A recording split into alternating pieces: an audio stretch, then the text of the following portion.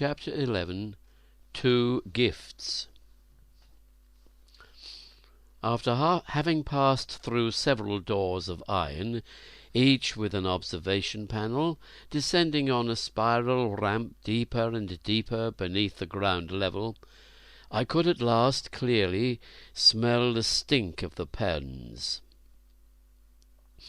In the cylinder there are several varieties of retention areas, ranging from the luxuriousness of the cells shown to me earlier by Ho Tu, in which Cairnes was accustomed to keep special captures, to the iron pens. Some of the facilities were simply lines of reasonably clean cells, some with windows, usually a lavatory drain, and something in the way of a mat to sleep on. Other rows of cells were rather more ornate, with heavy intricate grillwork taking the place of bars, hung with red silks, floored with furs, and perhaps lit by a thalarian oil lamp set in a barred recess in the ceiling. But the pens, of which there were several sorts, boasted no such luxuries. The expression "the iron pens," incidentally, generally refers to all of the subterranean retention facilities in the house of a slaver, not simply cages, but pits, steel drums, wall chains, and such. It is the name of an area on the whole, rather than a literal description of the nature of the only sort of security devices found there.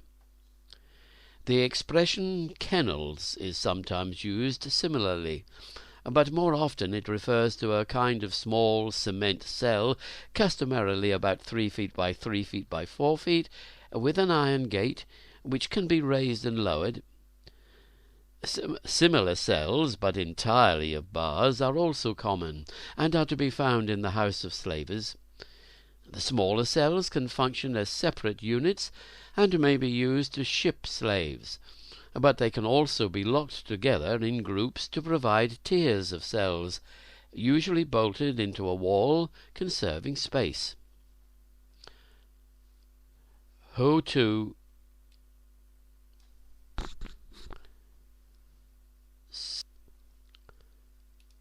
led the way, moving from catwalk to catwalk, spanning cages below. In these cages, through the bars, male slaves, crowded together, naked and wearing heavy collars, glared sullenly up at us.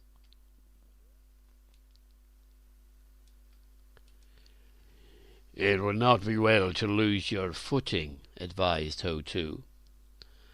I suppose it was from this sort of facility that the general expression "the iron pens" took its origins. On each cage we passed, as we took our way over it, I saw a thin metal plate covered with numbers.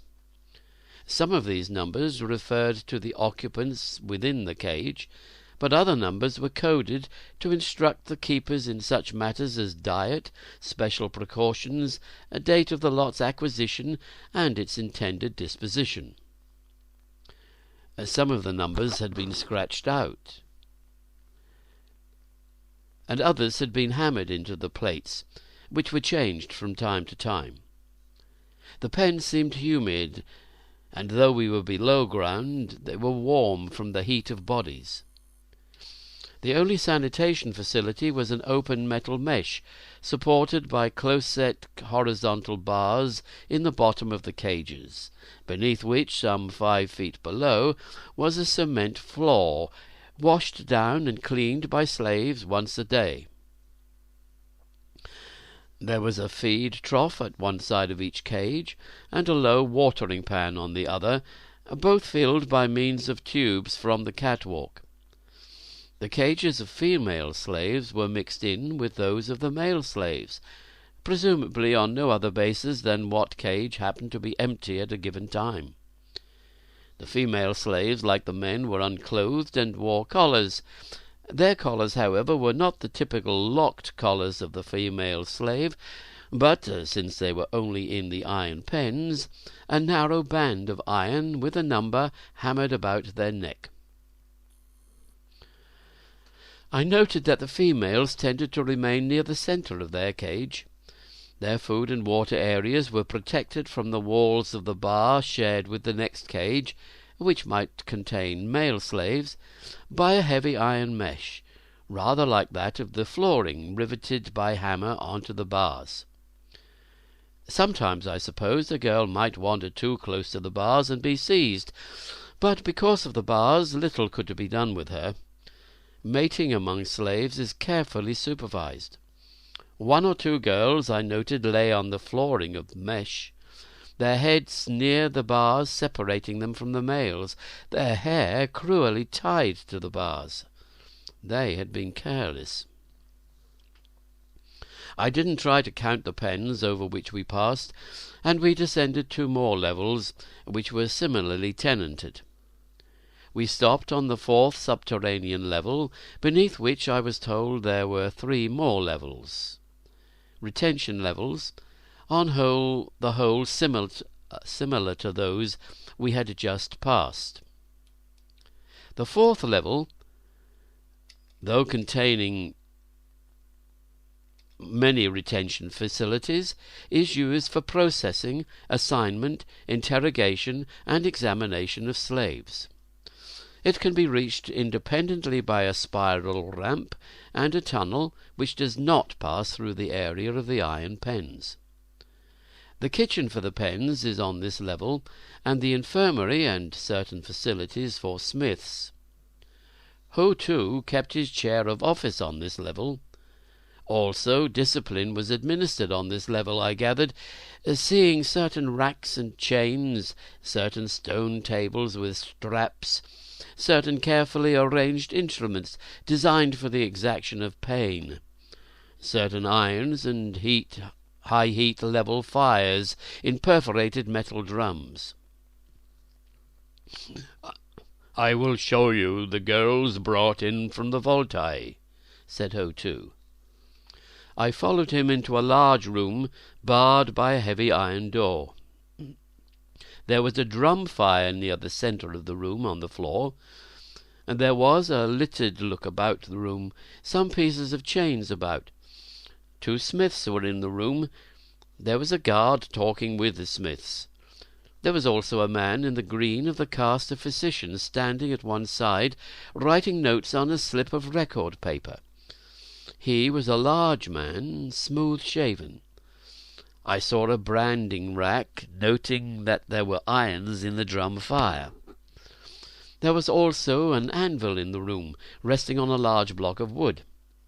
Against the far wall there were 30 kennels, 5 rows of 6 each, tiered, with iron runways and iron stairs giving access to them. They reached to the ceiling of the room. Elsewhere in the room there were some slave cages, but they were now empty. Slave rings were mounted on one wall. Hanging from the ceiling, worked from a windlass, dangled a chain, attached to which was a pair of slave bracelets. Against one wall I noted a variety of slave whips of various weights and leathers. The physician looked up from the paper. "Greetings, Ho Too," he said. "Greetings, Flaminis," said Ho Too. "May I introduce Chorus of the black caste, but of our employ?" Coldly Flaminis nodded his head, and I did the same. Then the physician looked at Ho Too. "It is a good lot," he said. "It should be," said Ho Too. "They have been selected with great care." I then understood for the first time that it is not just any girl who is picked up by the Gurian slavers, but that the acquisition of each of these had doubtless been planned with the same diligence and care that is given to a slave raid on Gore itself. They had doubtless been watched, without their knowledge, studied and investigated, their habits noted, their common movements and routines recorded for maybe months prior to the strike of the slaver at a predetermined place and time. I suppose the requirements of the slaves were high. Each of the girls I suspected would be vital and much alive. Each of them I knew was beautiful. Each of them, I suspected, would be intelligent, for Koreans, as the men of earth commonly do not, celebrate quickness of mind and alertness in a girl. And now they were in the kennels. "Let us look at them," said Ho Tu, picking up a small metal hand torch with a wick of twisted tarred straw from the floor and thrusting it into the drum fire. I and the physician and the guardsman followed him up the iron ramp to the second level. A blonde girl, wearing the steel band locked on her left ankle, crouched at the barred gate and extended her hands. "Meine Herrin!" she cried. The guard, with a heavy stick he carried, struck the bars viciously before her face, and she cried out, jerking back, and crouched at the rear of the cage. "These next two," said Flaminius, indicating two cages separated by a cage from the last, "refuse to eat." Ho Tu lifted the torch to first one cage and then the other. Both the girls were Oriental, my guess would have been Japanese. "Feed this one," said Ho Tu, pointing to the cage on his left. The girl was dragged out, and her hands were braceleted behind her back. One of the smiths from below was summoned with a bowl of slave porridge, which he mixed half with water and stirred well, so that it could be drunk. There are various porridges given to slaves, and they differ. The porridges in the iron pens, however, are as ugly and tasteless as a gruel, and deliberately so, as might be imagined. As the girl knelt, the guardsman pulled back her head and held her nose, while the smith, with thumb and forefinger, forced open her jaws, and, spilling a bit on her chin and body, poured half a cup of the gruel into her mouth. The girl tried to hold her breath, but when it became necessary for her to breathe, she must needs swallow the gruel. Twice more the smith did this, and then the girl, defeated, swallowed the gruel as he poured it into her mouth, half choking on it. "Put her back in the kennel," said Ho Tu. "Will you not remove the bracelets from her?" I asked. "No," said Ho Tu. "That way she will not be able to rid herself of the gruel." The second girl had been watching what had gone on, and Ho Tu, with his foot, kicked her gruel pan toward her, which slid under the bars of the gate. She lifted it to her lips and began to eat, trembling. The last girl on the second row might have been Greek. She was quite beautiful. She sat with her chin on her knees, looking at us. We began to go up to the third level. "They seem very quiet," I observed. "We permit them," said Flaminius, deigning to offer a bit of an explanation, 5 on various responses, depending on when they recover from the Flobrocaine injection. Mostly this takes the form of hysterical weeping, threats, demands for explanation, screaming, and such. And they will also be allowed to express their distress for certain periods at stated times in the future. "It is important for them," added Ho Tu, "from time to time to be able to cry and scream." "Oh, but this is now a silent period, it seems." "Yes," said Ho Tu, "until tomorrow morning at the 5th bar." "But what if they are not silent?" I asked.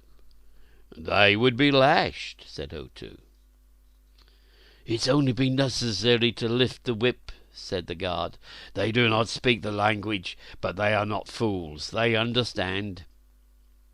"Each girl in her processing," said Ho Tu, "after her finger-printing, is given 5 strokes of the lash, that she may feel it and know what it means. After that, to ensure prompt obedience, it is commonly enough to merely move one's hand toward the leather." "I imagine," I said, "that they can understand very little of what has happened to them." "Of course not," said Flaminius. "Right now several of them doubtless believe they have gone insane." "And do you lose many girls to madness?" I asked. "Surprisingly," said Flaminius, "no." "Why is that?" I asked. It is probably has much to do with the selection of the girls, who tend to be strong, intelligent, and imaginative. The imagination is important, that they can comprehend the enormity of what has occurred to them. Well, how could you convince them they are not insane? I asked. Flaminis laughed. We explain what has happened to them. They are intelligent, they have imagination, and they will have understood the possibility before, though not considering it seriously, and will in time accept the reality. How can you explain it to them? I asked. They don't speak Korean. Oh, there is no girl here, said Flaminis, for whom there is not at least one member of our staff who can speak their language. I looked at him bewildered. Surely, said Flaminis, you do not think we lack men who are familiar with the world from which these slaves have been brought? We have men in their world in the house, and men of our world on their planet. I said nothing. I myself, said Flaminis, have visited their world and speak one of its languages. I looked at him. It is called English, he said. Oh, I said. We had now paused before the last two cages on the right side of the third tier. There was a black girl in each of them, both beautiful. One was sullen and quiet, sitting hunched over at the back of the kennel. The other was curled on the floor, crying softly. We continued on down the walkway until we had come to the third cell from the left of the tier. "Why is this girl's hands braceleted through the bars?" asked O2. "The guard," said Flaminis, "liked her. He wanted to look on her face." O2, holding the torch close, lifted the girl's head. She stared at him, her eyes glazed. She was quite beautiful. Italian, I suppose. He dropped her head. "Yes," said O2. "She is superb." We then climbed up the stairs to the fourth level.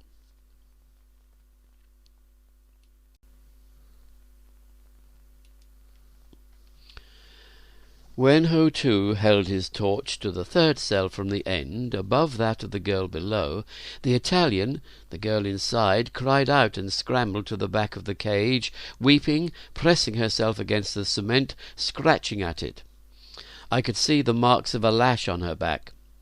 She was a short girl, dark-haired. I would have guessed French or Belgian. "This one," said Flaminis, "started to go into shock. That can be quite serious. We lashed her so that she would feel, that she would come alive under the lash, come to her senses and in the pain." I looked into the cage. The girl was terrified and doubtless in pain, but certainly she was not in shock. "Sometimes," said Flaminis, "shock can be so easily prevented. Indeed, sometimes the lash itself drives the girl into shock, and then sedations and drugs are called for. This lot, however, has been excellent." "Have you prepared the initial papers on them?" said O2. "Yes," said Flaminis. "How many are white silk?" said O2. "6," said Flaminis. "So many?" said O2. "Yes," said Flaminis. "Good," said O2. The master keeper turned to me. "The two last girls," he said, gesturing with his head to the last two cages on the fourth level, "will be of interest to you." "Why is that?" I asked. "They have been selected to train with the girl Vella, who keeps your quarters." We went to the last two cages on the tier. Flaminis turned to us. "I can communicate with these two," he said. O2 lifted the torch closer to the two cages. "Slaves," said Flaminis. He spoke in English. The two girls lifted their eyes to him, startled. "Oh, you speak English?" said one of them slowly, staring at him, dumbfounded. The other scrambled to the bars, thrusting her hands through. "Help us!" she cried. "Help us!" And then the first girl, too, knelt at the bars, putting her hands through. "Please," she wept. "Please, please." Flaminis stood back, expressionless, accepting their supplications. And then they knelt there, holding the bars, their faces stained with tears. "Please," whispered the one on the left, "please." "You are slaves," said Flaminis, again in English. They shook their heads. Both, I noted, were like Elizabeth, dark-haired. I suspected they had been chosen to train with her, at least in part, in order they might form a matched set. The girl on the left had her hair cut rather short, the slavers would in all probability not permit her to continue to wear her hair in that fashion. Her face was delicate, fragile, rather thin and intellectual. Her body was thin. I expected her new masters would put some weight on her. Her eyes were grey. The thin face was marked with several blemishes. The other girl was perhaps an inch or so shorter, though it was difficult to tell. She was more full-bodied than the first girl, but not excessively so. She had fair, exciting shoulders, a good belly, and wide, sweet, well-turned hips. Her hair had been cut at the shoulders. Her eyes, like Elizabeth's, were brown.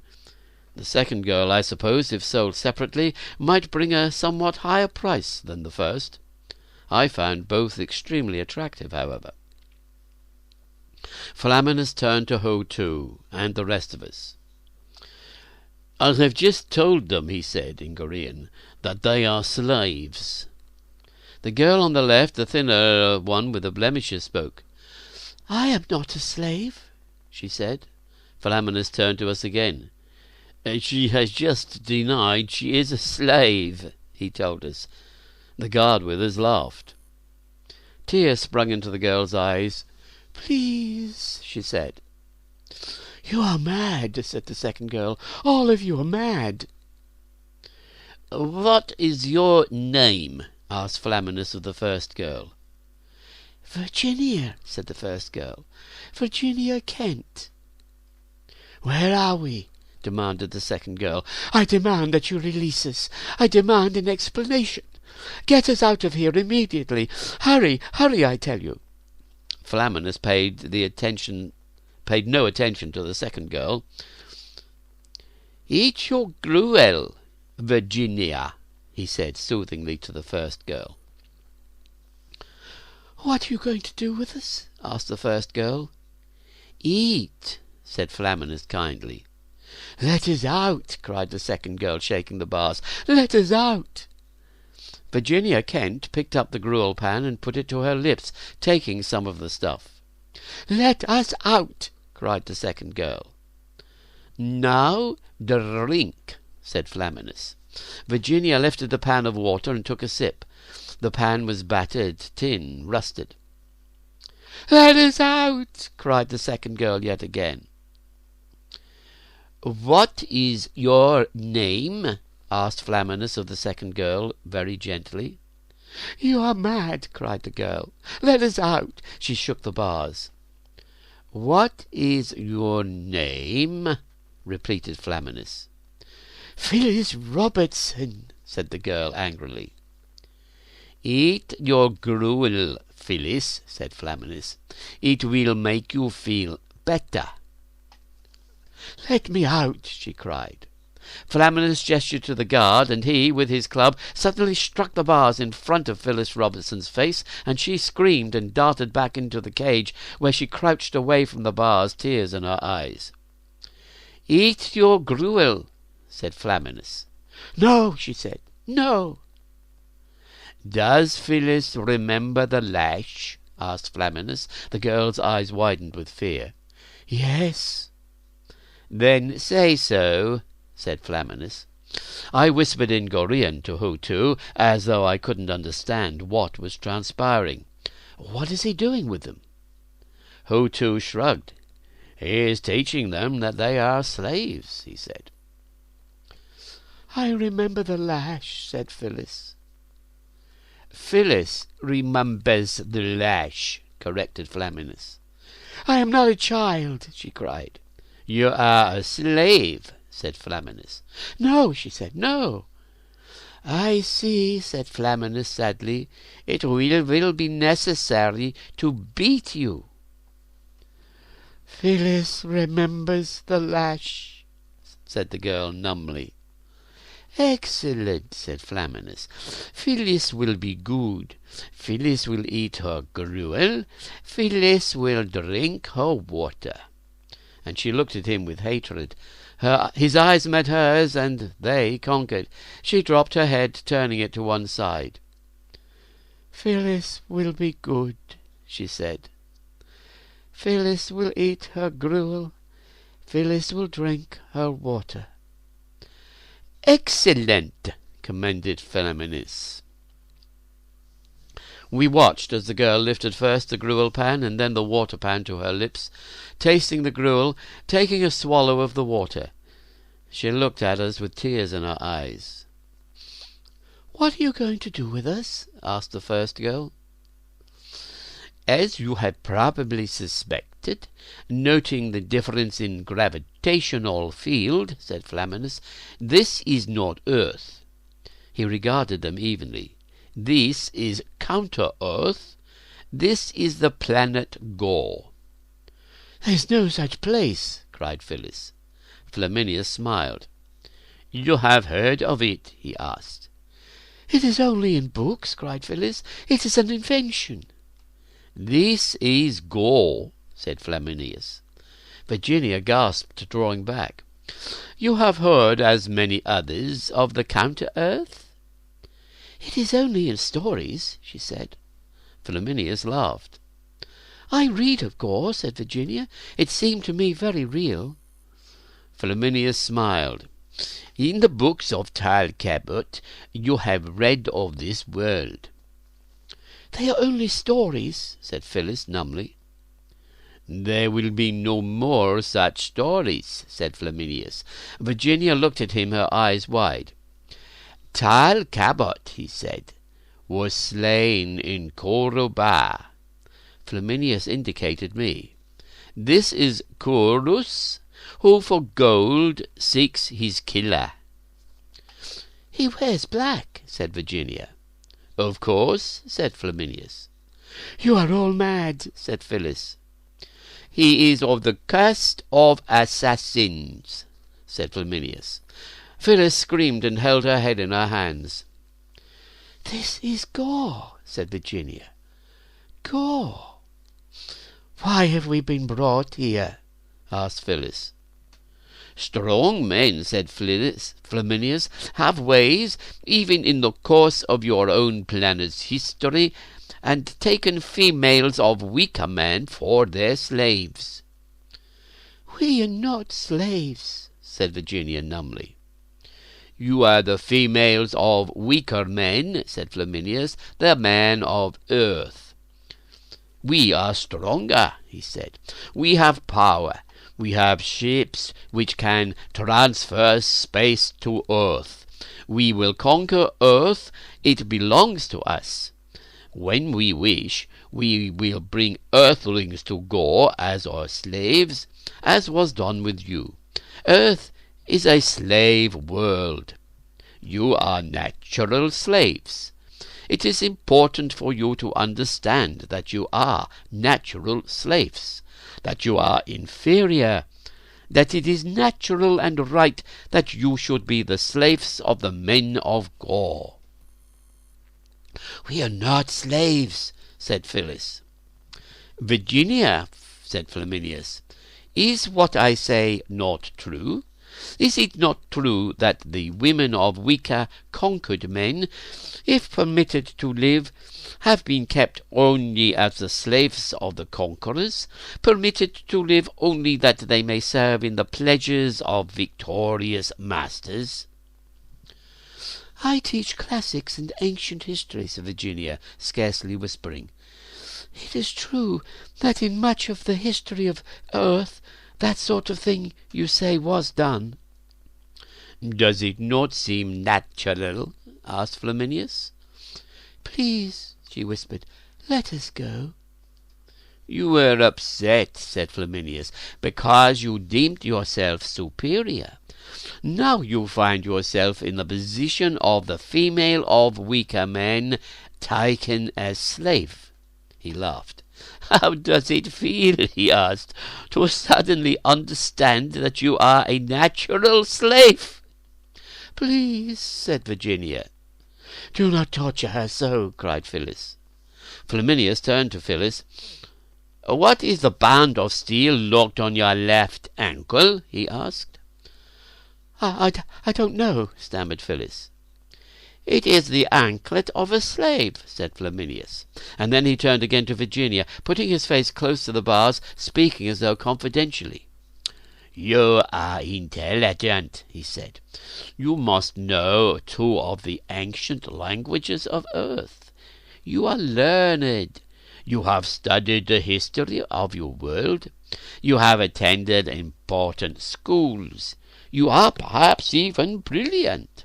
Virginia looked at him hopelessly. "Have you not noticed," asked Flaminius, "the men of this world? Do they not seem like those of earth to you?" He pointed to the guard, who was a tall, strong fellow, rather hard-looking. "Does he seem like a man of earth to you?" "No," she whispered. "What in all your femaleness do you sense of the men of this world?" asked Flaminius.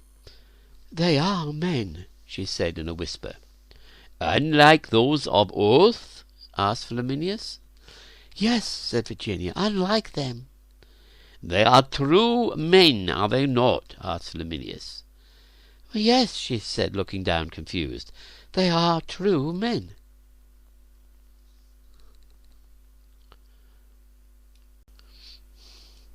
It was interesting to me that Virginia Kent, as a woman, was apparently intensely aware of certain differences between Gorean men and the men of Earth. I suspected that these differences clearly existed, but I would not, as Flaminius seemed to wish, have interpreted these differences as suggesting an inferiority of Earth stock. After all, Gorean males were surely, at one time at any rate, of the same stock as the men of Earth. The differences were surely primarily cultural and not physical or mental. I do think, of course, that the Gorean population tends to be more physically fit and mentally acute than of Earth, but I would rate them provisionally rather than essentially superior in these respects. For example, Goreans live much out of doors and, as a very natural thing, celebrate the beauty of a healthy, attractive body. Further, Goreans tend to come from intelligent, healthy stock, for such was brought over many generations to this world by the priest-king's voyages of acquisition, curtailed now, as far as I knew, following the Nest War. The primary difference, I suspected, to which Virginia Kent was reacting, were subtle and psychological. The male of Earth is conditioned to be more timid, vacillating, and repressed than the males of Gore, to be subject to achieve social controls, to guilts and anxieties that would be as incomprehensible to the Gorean male as a guilt over having spoken to one's father-in-law's sister would be to the most of the men of Earth. Moreover, the Gorean culture tends, for better or for worse, to be male-oriented and male-dominated, and in such a culture men naturally look on women much differently than they do in a consumer-oriented, woman-dominated culture, one informed by an ethos of substantially feminine values. The women, then, in coming to Gore, would naturally sense that they are looked on differently, and it was not improbable to suppose that something in them, submerged and primitive, would tend to respond to this. "In the presence of such a man," said Flaminius, indicating the guard, "how do you sense yourself?" "Female," she said, looking down and away. Flaminius put his hand through the bars, his fingers gently touching her chin and throat as she looked away. Her body tensed, but she didn't move. Her cheek was pressed against the bars.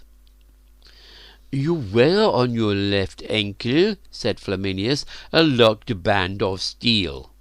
The girl tried to move her head, but couldn't. A tear coursed down her right cheek, running against the bar. "What is it?" asked Flaminius. "It is the anklet of a slave," she said, not facing him. He turned her head to him. Her eyes, wide with tears, faced his. She regarded him, herself held. "Pretty slave," he said. "Yes," she said. "Yes, what?" he asked kindly. "Yes," she said. "Master?" And then she suddenly cried out and broke free and knelt at the back of the kennel, her face in her hands, weeping. Flaminius laughed. "You beast!" cried out the second girl. "You beast!" Flaminius suddenly reached into the cage, and taking the girl by the wrists, jerked her against the bars, painfully so, holding her at arm's length cruelly against them. "Please," she wept. "From the time you were first anaesthetised and hooded," said Flaminius, "you had but one purpose in life, to give pleasure to men." "Please," she wept, "please." "Bracelets," said Flaminia in Gorian to the guard, who produced a set of bracelets. Flaminius then locked one on the girl's right wrist, and her arms through the bars, bent her arms back, put the other bracelet around one of the bars in the gate, above the horizontal bar at the top of the gate, and on the outside of the gate, about her other wrist, the left, snapped shut the second bracelet, so that her hands were now braceleted outside the gate, at its top, that she might be, on the inside, held cruelly against the bars. "Please," she wept, "please." "It would be pleasant to tame you," said Flaminius. "Please let me go," she wept. "But there are other things in store for you, pretty slave." The girl looked at him, tears in her eyes. "You will be trained as a slave girl," said Flaminius. "You will be taught to kneel, to stand, to walk, to dance, to sing, to serve the 1,000 pleasures of men. And when your training is complete, you will be placed on a block and sold." The girl cried out in misery, pressing her head against the bars. Flaminius then looked into Virginia's eyes. "You too," he said, "will be trained as a slave girl." She looked at him red-eyed. "Will you train?" said Flaminius. "We must do whatever you wish," said Virginia. "We are slaves." "Will you train?" asked Flaminius of the girl Phyllis, braceleted against the bars. "What if I do not?" she asked. "Then you will die," said Flaminius. The girl closed her eyes. "Will you train?" asked Flaminius. "Yes," she said, "I will train." "Good," said Flaminius. Then he reached into the cage and took her by the hair, twisting it. "Do you beg to be trained as a slave girl?" he asked. "Yes," she said in pain. "Yes." "Yes, what?" inquired the physician. "Yes," she said, "master," weeping. Flaminius then stood up and faced us. He was instantly again the physician, cool and professional. He regarded Ho Tu and spoke in Korean swiftly. "They are both interesting girls," he said. "They resemble one another in several ways, and yet each is quite different. The results of the tests I have just conducted are quite affirmative, much better than merely satisfactory, decidedly promising." "How will they train?" asked Ho Tu.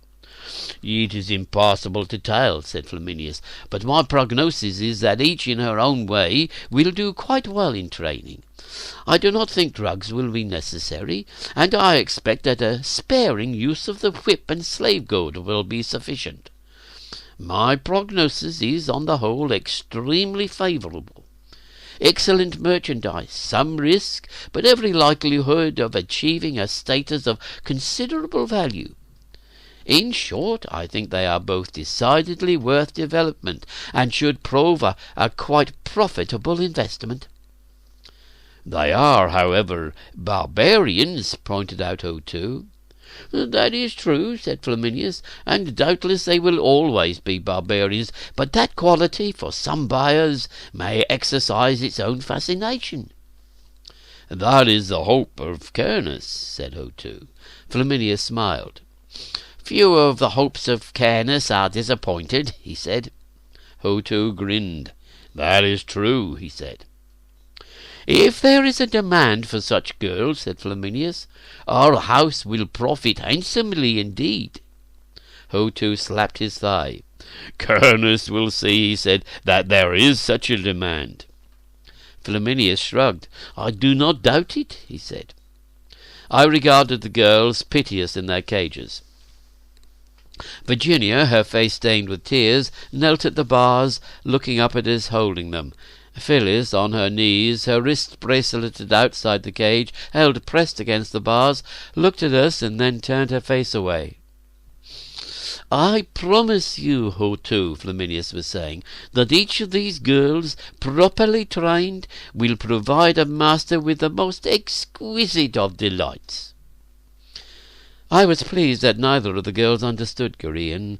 I suspected that what Flaminius said was true. The Korean slaver knows his business. Both girls, I expected, would be trained as exquisite female slaves. We then, following Ho-Tu, retraced our steps on the iron walkway, descended the steps, and taking our way between the metal branding rack and the glowing perforated steel drum containing irons, left the room. As we left, I could hear one of the girls weeping. I did not, of course, turn back to see which one it might be.